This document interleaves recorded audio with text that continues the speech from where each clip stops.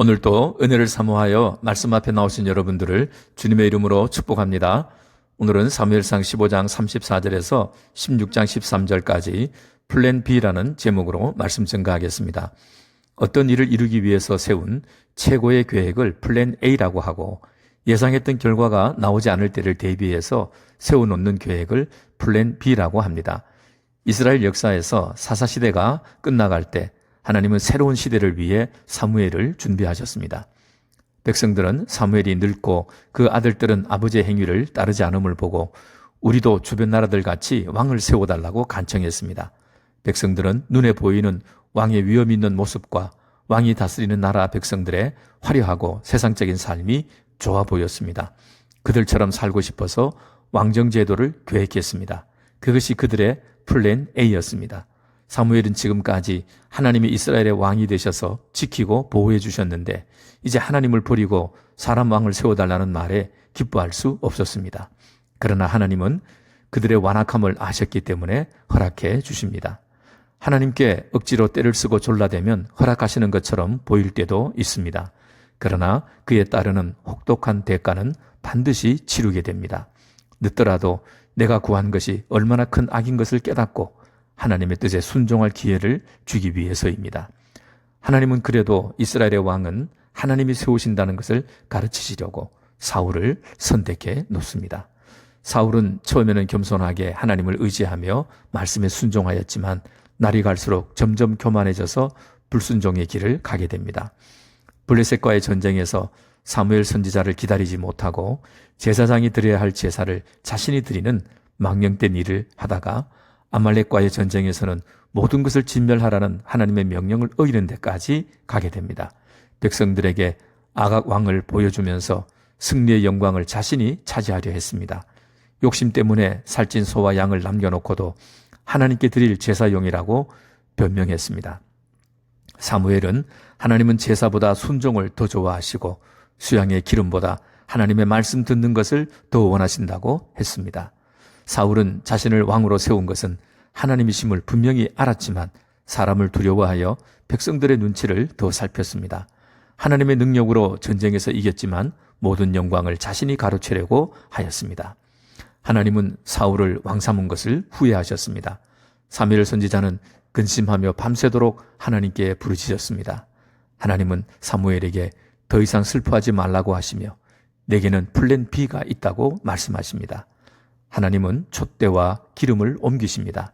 인간에게서 나온 플랜 A가 실패했을 때 하나님이 세운 플랜 B로 새로운 일을 시작하십니다. 하나님은 플랜 B를 위해 사무엘에게 기름 뿔병을 준비하여 베들레헴에 사는 이새의 아들들 중에서 하나에게 기름을 부어 왕으로 세우라고 말씀하십니다. 사무엘은 이 위험한 일을 은밀하게 준비합니다. 하나님께 제사를 드리러 왔다고 하면서 이새와 그 아들들을 불렀습니다. 제일 먼저 장남 엘리압이 사무엘 앞에 나왔습니다. 고대의 장남은 특별한 지위였기 때문에 모든 면에서 으뜸이었습니다. 엘리압을 보는 순간 사무엘은 하나님이 택한 자라고 확신했습니다. 그때 하나님은 사람의 용모와 신장을 보지 말라. 내가 이미 그를 버렸노라. 내가 보는 것은 사람과 같지 않다. 사람은 외모를 보거니와 나 여호와는 중심을 보느니라 말씀하셨습니다. 하나님과 사람의 근본적인 차이가 여기서 나옵니다. 사람은 보이는 것만 보기 때문에 얼마든지 속일 수 있습니다. 그러나 하나님은 보이지 않는 마음, 인간의 중심을 보시기 때문에 속일 수가 없습니다. 아무리 위장하고 감추려 해도 우리의 중심은 숨기지 못하기 때문입니다. 7명의 아들들이 다 지나갔지만 하나님은 아무 말씀도 없으셨습니다. 사무엘이 더 이상 아들이 없느냐고 물었습니다. 이새에게는 8째 막내 아들이 있었습니다. 그러나 막내는 멀리 들에서 양을 치고 있었습니다. 이 중요한 자리에 제외될 만큼 아버지와 가족들에게는 있으나 마나한 존재였습니다. 신체로나 능력으로나 모든 면에서 형들과 비교가 되지 않았습니다.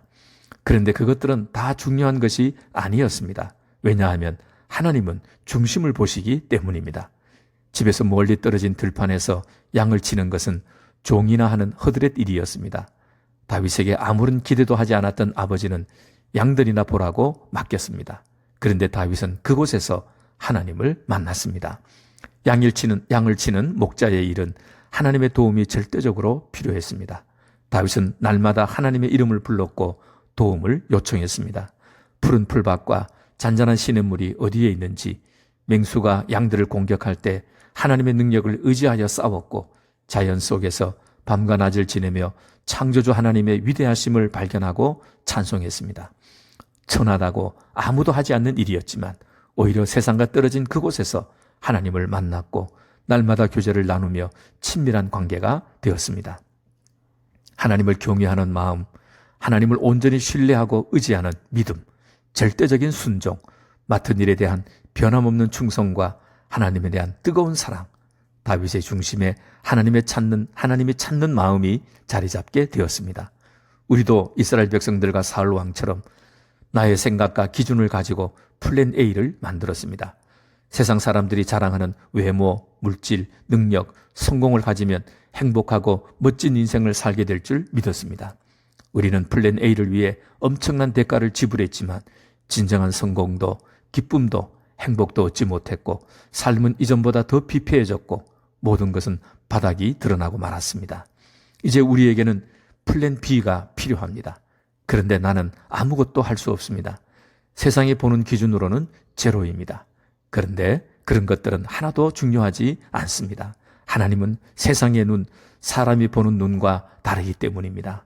세상은 우리의 외모, 프로필, 능력 같은 겉모습을 가지고 계획을 세우지만 그런 것들은 모두 하나님이 보시는 것이 아닙니다. 하나님은 우리의 중심을 보십니다.